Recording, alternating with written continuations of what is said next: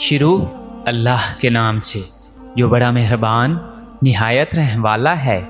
ایک بادشاہ تھا، اس میں ایک عادت بد تھی، اسے بیٹی سے بہت نفرت تھی۔ اللہ کی قدرت کہ اس کے ہاں پہلے بیٹا پیدا ہوا۔ اسے اپنا بیٹا بہت عزیز تھا، بہت ناز و نم اور لاڈ و پیار سے اس کی پرورش ہو رہی تھی۔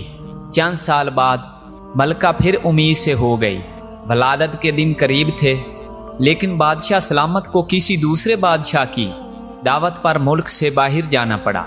جانے سے پہلے بادشاہ نے ملکہ کو حکم دیا کہ میں کہیں باہر جا رہا ہوں، اگر میرے آنے سے پہلے ولادت ہوئی، لڑکا ہوا تو ٹھیک، لیکن اگر لڑکی ہوئی تو اسے ہلاک کر دینا۔ بادشاہ چلا گیا۔ چند ہفتے بعد اس کے ہاں لڑکی کی ولادت ہوئی۔ اولاد ماں کو بہت پیاری ہوتی ہے۔ ملکہ رونے لگی کہ اے اللہ، اب میں کیا کروں؟ ولادت کے وقت ایک دائی موجود تھی جو ملکہ کی حالت زار دیکھ رہی تھی۔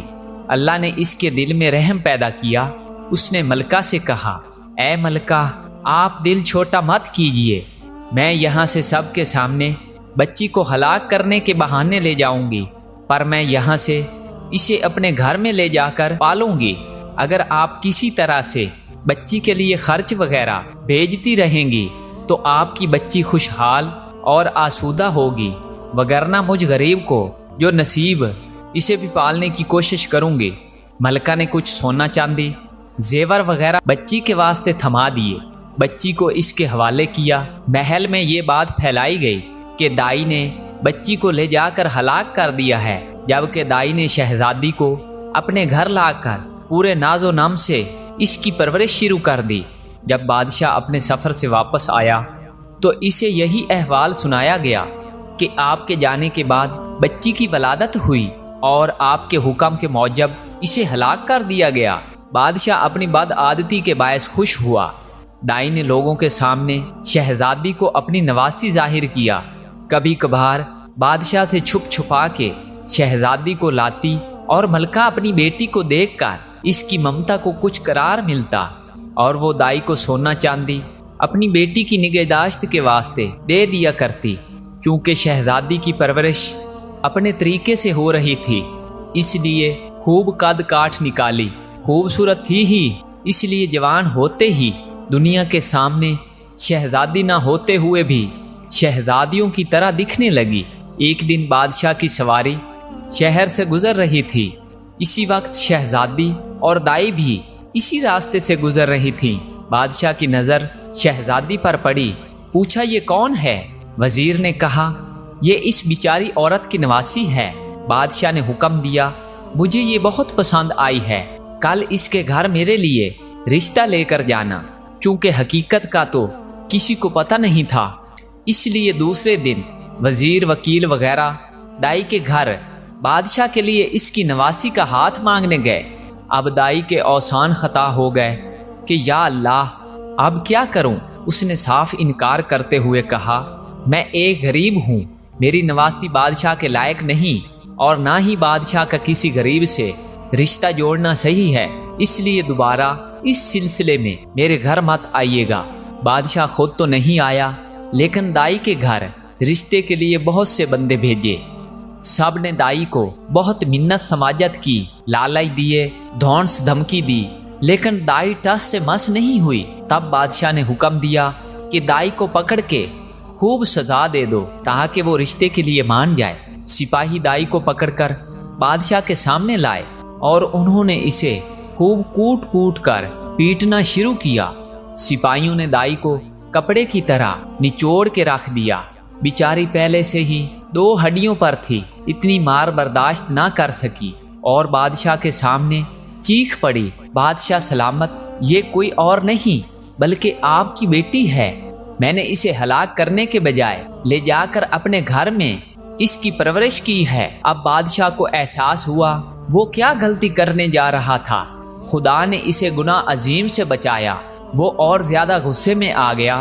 اپنے بیٹے یعنی شہزادے کو بلا کر حکم دیا کہ اپنی بہن کو جنگل میں لے جا کر قتل کر دے اور اس کی آنکھیں نکال کر اور گردن کا خون لا کر مجھے دکھا دے تاکہ مجھے یقین ہو جائے۔ شہزادہ پریشان ہوا کہ وہ کیسے اپنے ہاتھوں سے اپنی بہن کو قتل کرے، اس کی آنکھیں نکال لے اور اس کے گردن کا خون لا کر باپ کو دکھا دے۔ اسے کسی صورت پر گوارا نہ تھا، اگرچہ اسے اپنی بہن کے متعلق اب معلوم ہوا، لیکن اسے پتا تھا کہ بادشاہ ہر صورت اپنی بیٹی کو ہلاک کرنا چاہتا ہے۔ اگر اس نے اسے قتل نہیں کیا تو بادشاہ دونوں کو ہلاک کر دے گا۔ مجبور ہو کر اپنی بہن کو ساتھ لے کر جنگل کی طرف پڑا۔ جب دونوں جنگل پہنچ گئے تو بھائی کی محبت بہن کے لیے جوش میں آ گئی۔ بہن سے کہا کہ میں کسی صورت تمہیں اپنے ہاتھوں سے قتل نہیں کر سکتا، میں تمہیں یہیں چھوڑے دیتا ہوں، آگے تمہاری قسمت کہ تمہیں درندے کھا جائیں یا تم بچ کر کہیں اور نکل جاؤ۔ لیکن بہن نے بھائی کا ہاتھ پکڑ کر کہا، نہیں بھائی، تم مجھے قتل کر دو، میری آنکھیں اور خون لے جا کر باپ کو دکھا دو، نہیں تو وہ تمہیں مار دے گا، جو مجھے کسی صورت گوارا نہیں۔ دونوں بھائی بہن ایک دوسرے کے گلے لگ کر رو پڑے۔ آخر کسی طرح بھائی نے بہن کو منا لیا۔ شہزادی آنسو بہاتے ہوئے گھنے جنگل کی طرف جانے لگی۔ آخری بار پلٹ کر بھائی کو دیکھا اور جنگل میں گھس گئی۔ اس کے بعد شہزادے نے ادھر ادھر سے ڈھونڈ کر ایک ہرن کا شکار کیا، اس کے گردن کا خون نکالا اور آنکھیں نکال کر جا کر بادشاہ کو دکھا دی۔ بادشاہ نے آئینہ منگوایا، اس میں ان آنکھوں کو اور اپنی آنکھوں کو غور سے دیکھا۔ جب اس کو یقین ہو گیا کہ آنکھوں کا رنگ ایک ہی ہے، تب اسے تسلی ہوئی۔ ملکہ نے کسی طریقے سے شہزادے کو بلا کر اس سے بیٹی کے متعلق پوچھا۔ شہزادے نے ماں کے سامنے سارا احوال گوش گزار کر دیا۔ ملکہ نے منہ آسمان کی طرف کر کے ہاتھ اوپر اٹھائے اور بیٹی کے لیے دعا مانگی کہ اے اللہ، تو میری بیٹی کی حفاظت کر، اسے اپنے امان میں رکھ اور اسے کسی اچھی جگہ پار لگا۔ اب آگے شہزادی کا قصہ سنیے۔ شہزادی جنگل میں رہنے لگی اور بھوک مٹانے کے لیے جنگلی پھل پھول بوٹے کھا کر اپنا وقت گزارنے لگی۔ اس دوران بہت سا وقت گزر گیا۔ جھاڑیوں کانٹوں سے الجھ کر اس کے بوسیدہ کپڑے تار تار ہو گئے۔ آخر کار اس کے بدن پر کوئی کپڑا نہ رہا۔ ایک دن کسی اور ملک کا بادشاہ اپنے لاؤ لشکر کے ساتھ اسی جنگل کے راستے سے گزر رہا تھا۔ اتفاقاً بادشاہ اسی طرف جا نکلا جدھر شہزادی تھی۔ جب شہزادی کی کانوں میں کسی گھوڑے کے قدموں کی آہٹ پڑی تو جلدی جلدی کسی گھنے درخت پہ چڑھ گئی اور اس کے بڑے بڑے پتے توڑ کر اپنی ستر پوشی کر کے چھپ کے بیٹھ گئی۔ بادشاہ بھی آ کے اسی درخت کے نیچے ٹھہر گیا۔ درخت گھنا اور سایہ دار تھا۔ ایک طرف اپنے گھوڑے کو باندھا اور درخت کے سائے میں کپڑا بچھا کر تھوڑی دیر سستانے کی خاطر لیٹ گیا۔ چونکہ اس کا منہ آسمان کی طرف تھا اور وہ اپنے خیالوں میں گم تھا، اس کی نظر درخت کے گھنے پتوں میں پوشیدہ کسی ہیئت پر پڑی۔ وہ اچھل کر کھڑا ہو گیا اور بلند آواز سے کہنے لگا، اے اللہ کی مخلوق، تم کوئی پری ہو، فرشتہ ہو، جن ہو یا کوئی انسان ہو، جو بھی ہو، اپنے آپ کو ظاہر کرو، میں تمہیں کوئی نقصان نہیں پہنچاؤں گا۔ شہزادی نے پکار کر کہا، اے مسافر، میں ایک لاچار لڑکی ہوں، میرے جسم پر کپڑے کے نام پر کچھ بھی نہیں ہے، اگر تم اپنے نیچے بچھے چادر کو میری طرف پھینک دو تاکہ میں اسے ڈھانپ کر نیچے اتروں اور تم سے بات چیت کروں۔ بادشاہ نے اپنے نیچے بچھے کپڑے کو اٹھایا، اس کا گولا سا بنا کر اس کی طرف پھینکا۔ شہزادی نے اس کپڑے سے اپنے جسم کو خوب اچھی طرح ڈھانپا اور کسی نہ کسی طریقے سے درخت سے اتر گئی۔